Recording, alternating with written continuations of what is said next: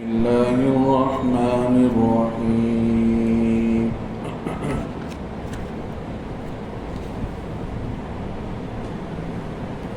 أو كالذي مر على قرية وهي خاوية على عروشها قال أنى يحيي هذه الله بعد موتها فأماته الله 100 عام ثم بعثه قال كم لبثت قال لبثت يوما أو بعض يوم قال بل لبثت 100 عام فانظر إلى طعامك وشرابك لم يتسنه وانظر إلى حمارك ولنجعلك آية للناس وانظر إلى العظام كيف ننشزها ثم نكسوها لحما فلما تبين له قال أعلم أن الله على كل شيء قدير صدق اللہ العظیم۔ پچھلی مجلس میں آپ حضرات کے سامنے آیت الکرسی کے بعد والی آیتیں، جس میں اللہ رب العزت نے ایک اہم بات کی طرف اشارہ کیا کہ دین اسلام کے اندر کسی کو زبردستی نہیں ہے کہ کوئی بھی زبردستی کے ساتھ دین میں داخل ہو جائے۔ آج کسی زبردستی میں دین میں داخل ہوگا، پھر کل کو دین چھوڑ دے گا۔ لہذا دین میں داخل ہونا ہے تو اطمینان قلب کے ساتھ، دل کے بشاشت کے ساتھ کوئی آدمی زبان اور دل سے اقرار کر کے اللہ کو مان لیتا ہے تو پھر اس کا ایمان معتبر سمجھا جائے گا۔ اور اللہ نے دنیا کے اندر چھوٹ دے رکھا ہے، جو چاہے ایمان لائے جو چاہے کفر کرے، اللہ کی بادشاہت میں کوئی فرق پڑنے والا نہیں ہے۔ کسی بھی صورت میں کسی آدمی کو زبردستی دین میں داخل نہیں کر سکتے۔ ایک صحابی تھے، ان کے دونوں بیٹے عیسائی تھے۔ انہوں نے اللہ کے نبی صلی اللہ علیہ وسلم سے کہا تھا کہ میرا یہ دل چاہتا ہے کہ میں اپنے دونوں بیٹوں کو زبردستی مسلمان بنا دوں۔ تو اللہ کے نبی صلی اللہ علیہ وسلم پر یہ قرآن کی آیتیں اتری کہ لا اکراہ فی الدین، کہ دین کے معاملے میں کوئی زبردستی نہیں ہے۔ لہذا اب جب ساری باتیں بیان ہو چکی ہیں، اللہ کے نبی صلی اللہ علیہ وسلم پر اللہ قرآن کو اتار کر اس میں اپنی قدرت اور طاقت کو کھول کر بیان کر دینے کے بعد اللہ بتاتے ہیں کہ دیکھو اب ہم نے ساری چیزیں سمجھا دی ہیں، ہماری قدرت کو اور طاقت کو۔ اب کوئی ماننا چاہے تو دل کی خوشی سے مانے، کسی کو زبردستی نہیں کیا جائے گا۔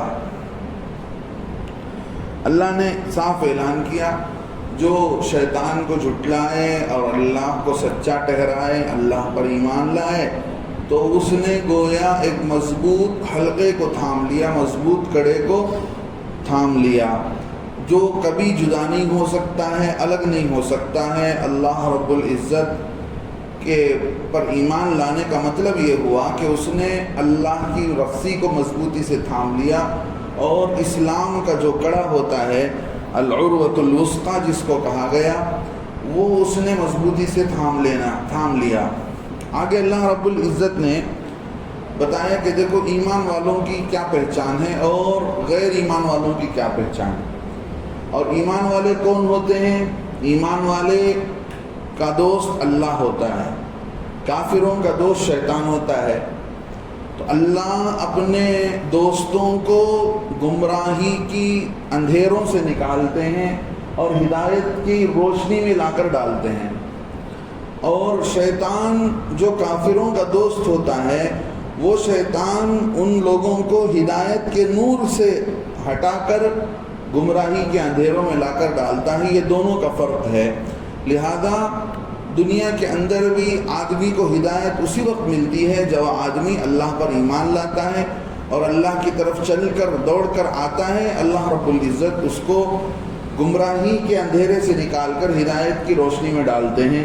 اب جس کو اللہ پر ایمان لانا نہیں ہے، اللہ کو بھی اس کی پرواہ نہیں ہوتی ہے، وہ شیطان کا دوست بن جاتا ہے۔ لہذا شیطان اپنے خاص چہیتوں کو کیا کرتا ہے؟ ہدایت کی روشنی سے نکالتا ہے اور گمراہی کے اندھیروں میں ڈالتا ہے۔ اب جو آپ حضرات نے آگے اس کے بعد یہ بات بیان کی گئی کہ حضرت ابراہیم علیہ السلام نے حجت کی تھی اللہ رب العزت سے۔ ایک بادشاہ تھا جو حضرت ابراہیم علیہ السلام سے اس نے حجت بازی کی تھی، نمرود جس کا نام ہے۔ اس نے کہا تھا کہ دیکھو میں بادشاہ ہوں، اناج فروخت ہوتا تھا، تو حضرت ابراہیم علیہ السلام بھی گئے اس کے پاس اناج دینے کے لیے، تو اس نے کہا تمہارا خدا کون ہے؟ اس نے کہا، حضرت ابراہیم علیہ السلام نے کہا کہ میرا خدا وہ ہے جو انسانوں کو زندگی دیتا ہے اور موت دیتا ہے۔ تو اس نے کہا وہ کیا بڑی بات ہے، میں بھی زندگی دیتا ہوں، مارتا ہوں۔ اس نے ایک آدمی کو جس کے حق میں سولی کا حکم ہو چکا تھا، اس کو جیل سے نکالا اور آزاد کر دیا، اور ایک وہ آدمی جس کو آزادی مل گئی تھی، گویا وہ جیل سے اب تب میں نکلنے والا تھا، اس کو بلایا اور قتل کر دیا کہ دیکھو جس کے حق میں موت ہوتی ہے میں اس کو زندگی دے دیتا ہوں، اور جس کے حق میں سولی لکھی ہوئی تھی میں اس کو مار دیتا ہوں، میں بھی بادشاہ ہوں۔ تو حضرت ابراہیم علیہ السلام نے کہا تو ٹھیک ہے، میرا بادشاہ ایسا ہے کہ جو سورج کو مشرق سے نکالتا ہے تو مغرب سے نکال کر دکھا۔ اگر تو حقیقت میں خدا ہے تو پھر ہمارا خدا، ہمارا رب سورج کو نکالتا ہے مشرق کی جانب سے، تو مغرب کی جانب سے نکال کر دکھا۔ اللہ فرماتے ہیں فَبُهِتَ الَّذِي كَفَرَ، وہ حیران پریشان رہ گیا، اس کے پاس کوئی جواب بن نہیں پڑا۔ اللہ رب العزت بتاتے ہیں اللہ ظالموں کو ہدایت نہیں دیتے ہیں۔ کفر سب سے بڑا ظلم، اللہ کو چھوڑ کر کسی دوسرے کو اپنا رب بنا لینا، اپنا خدا بنا لینا، یہ سب سے بڑا ظلم ہے، سمجھ رہے ہیں؟ تو یہ اتنا بڑا ظلم ہے کہ ایسے ظالموں کو ہدایت نہیں ملتی جو اللہ سے منہ موڑ لیتے ہیں اور جس کو دل آتا ہے اس کی پوجا شروع کر دیتے ہیں۔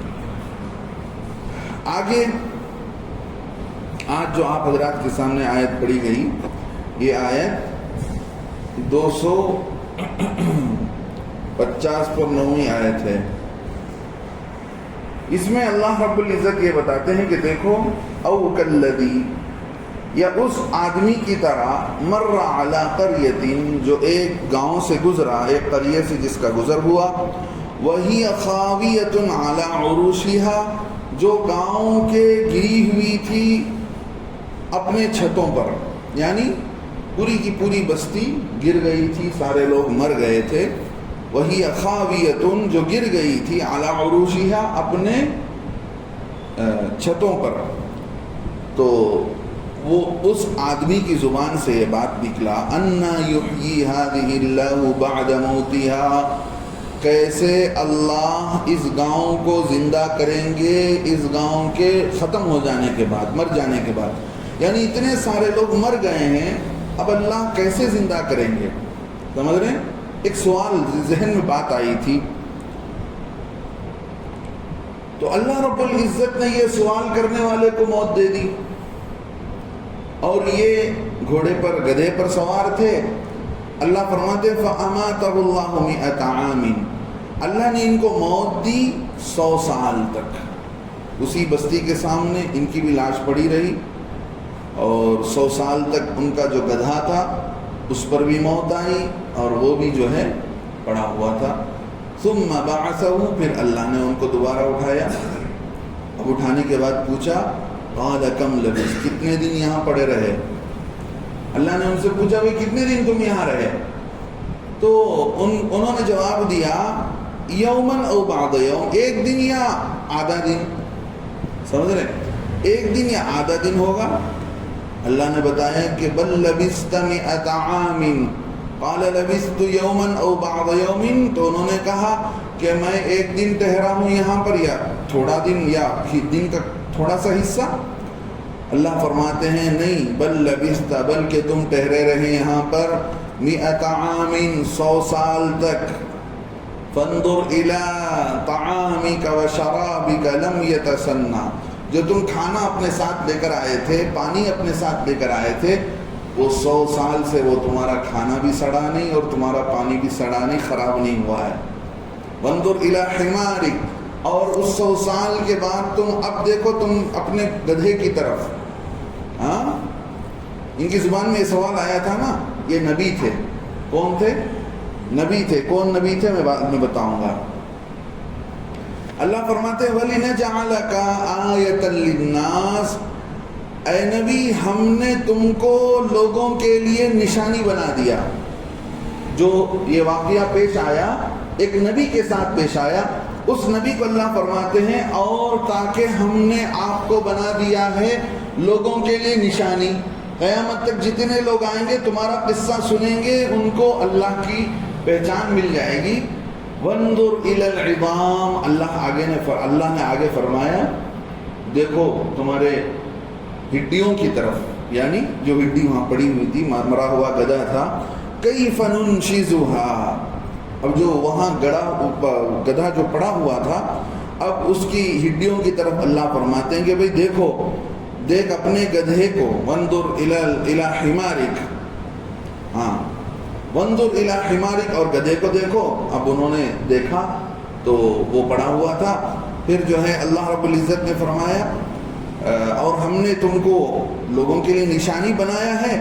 وانظر الی العظام، اور دیکھو ہڈیوں کی طرف کہ ہم ان کو کس طرح ابھار کر جوڑ دیتے ہیں، یعنی وہ ہڈیاں پڑی ہوئی ہیں، اب ہم ان ہڈیوں کو کیسے ابھارتے ہیں، یعنی الگ الگ حصوں میں ہڈی جوائنٹ ہوتی ہے تو ایسا نہیں کہ ایک دوسرے سے لگ جاتی ہے بلکہ ابھرتی ہے، بڑی ہوتی ہے۔ اللہ فرماتے کیف ننشزھا، کیسے ہم ابھار کر اس کو جوڑ دیتے ہیں۔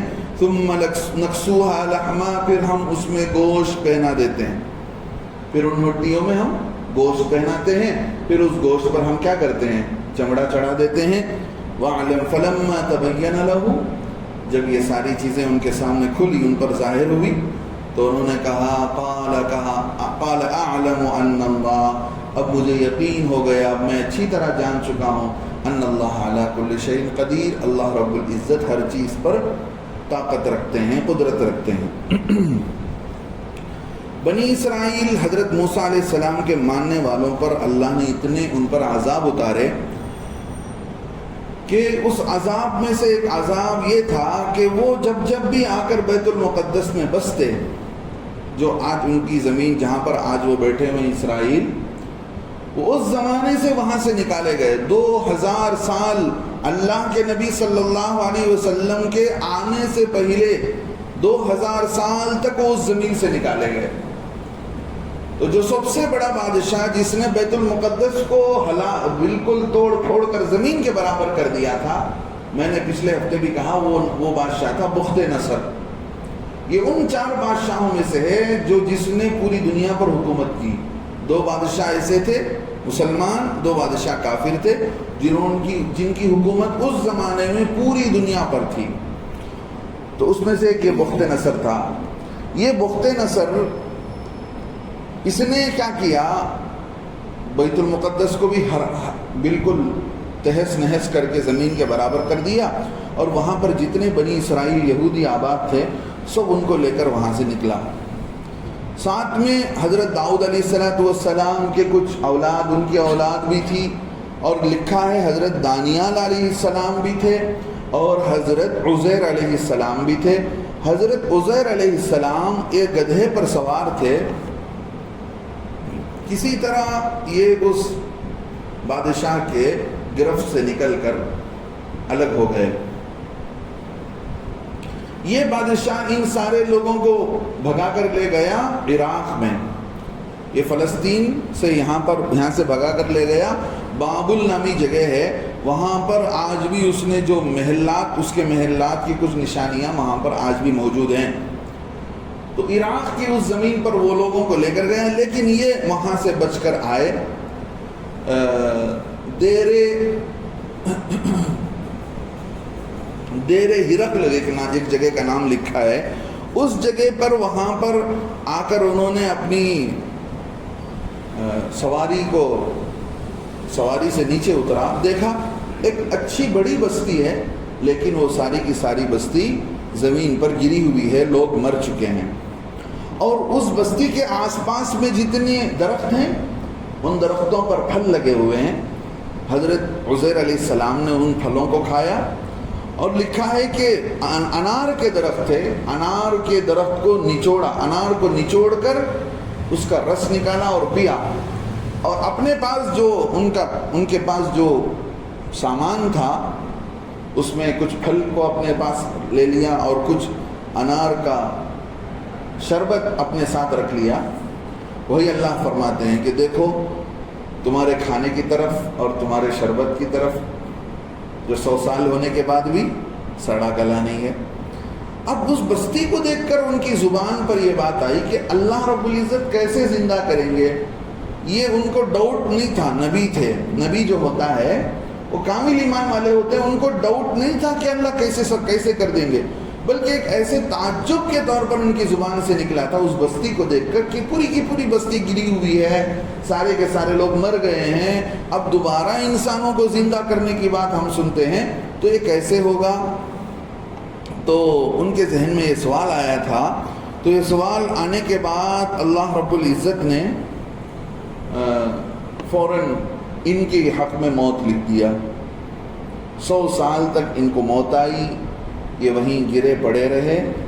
اب یہ سوال آپ کو بھی پیدا ہوگا کہ کیسے زمین پر پڑے ہوئے ہیں، انسان ہیں تو انسان کو مٹی کھا جاتی ہے، لیکن حدیث میں آتا ہے ان اللہ تعالی حرم علی الارض اجساد الانبیاء، اللہ نے زمین پر حرام کر دیا ہے نبیوں کے جسموں کو کھانا، یعنی زمین نبیوں کے جسموں کو کبھی نہیں کھائے گی۔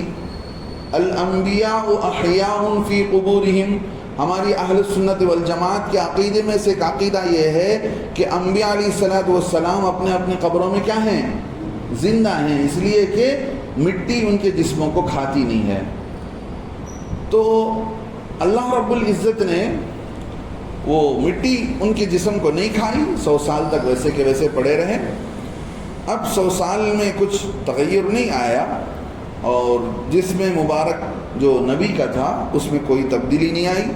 دوسری نشانی یہ تھی اللہ رب العزت کی کہ بھئی 100 سال تک ان کا جو گدھا تھا اس گدھے کے اندر بھی کوئی تغیر نہیں آیا، وہ گدھا بھی مر گیا تھا لیکن 100 سال تک وہ اپنی چونکہ گدھا تھا تو وہ اس کو مٹی نے کھا لیا تھا اور اس کی ہڈیاں رہ گئی تھی۔ اب آنکھوں سے انہوں نے مشاہدہ کر لیا کہ اللہ کسی کو موت کیسے دیتے ہیں، پھر اس مری ہوئی چیز کے اندر اللہ کیسے جان ڈالتے ہیں، انہوں نے آنکھوں سے مشاہدہ کر لیا۔ سمجھ رہے ہیں؟ ایک حدیث ہے کہ لیس الخبر کالمعائنہ، کوئی آدمی آ کر خبر دیتا ہے تو وہ اس جیسا نہیں ہے کہ جیسے کوئی آدمی اپنی آنکھوں سے دیکھتا ہے۔ مثال کے طور پر اللہ نہ کرے کوئی ایکسیڈنٹ ہو گیا روڈ میں تو محلے کا ایک آدمی آ کر بتاتا ہے کہ وہ دیکھو وہاں اتنا ایکسیڈنٹ ہوا، اتنا نقصان ہوا، اتنے لوگ چلے گئے۔ اب خبر دینے والا صحیح خبر دے رہا ہے، لیکن اس کی خبر کو سننا اور اس چیز کو سامنے سے دیکھ کر آنا دونوں برابر نہیں ہو سکتے۔ اب چونکہ انہوں نے سن رکھا تھا کہ اللہ رب العزت موت کے بعد زندہ کرتے ہیں، وہ زندہ کرنے کی کیفیت کیا تھی اللہ رب العزت نے ان کو بتا دیا۔ گویا انہوں نے لائیو دیکھ لیا کہ کیسے ایک ہڈی میں اللہ گوشت پہناتے ہیں، اس میں کیسے پارٹس آ کر لگتے ہیں، پھر ان میں اللہ رب العزت کیسے پھونک مارتے ہیں اور ان کے اندر جان کیسے دوبارہ آتی ہے۔ اب انہوں نے گویا سن لیا۔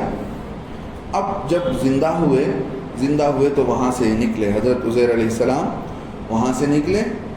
اب جب دیکھا انہوں نے 100 سال کے بعد دوسرا بادشاہ آیا، اس بادشاہ نے آ کر اس پوری بستی کو بسا دیا تھا، اس نے بیت المقدس کی بھی تعمیر کر دی، اور وہ بستی جو وہاں گری ہوئی تھی وہ بستی بھی آباد ہو گئی تھی، وہ بستی میں بھی لوگ رہنے لگے۔ اب چونکہ 100 سال کے بعد کون جانے گا حضرت عزیر علیہ السلام کو، بالکل زمانہ بدل گیا ہے۔ اب انہوں نے دیکھا کوئی ان کو پہچانتا نہیں ہے، سیدھے بیت المقدس گئے، وہاں جا کر دیکھا ایک نشانی پہچان کر اپنے گھر کو پہنچے۔ چونکہ اللہ نے جس حالت میں ان کو موت دی تھی اسی حالت میں اٹھایا. موت آئی تھی ان کو جوانی میں، تو جوانی میں ہی ان کو اللہ نے اٹھایا. تو ان کے بچے وہ بوڑھے ہو گئے تھے، یہ ان کے باپ تھے، یہ جوانی کی حالت میں تھے. ہاں، اب یہ گھر پر پہنچے تو کوئی پہچانتا نہیں تھا.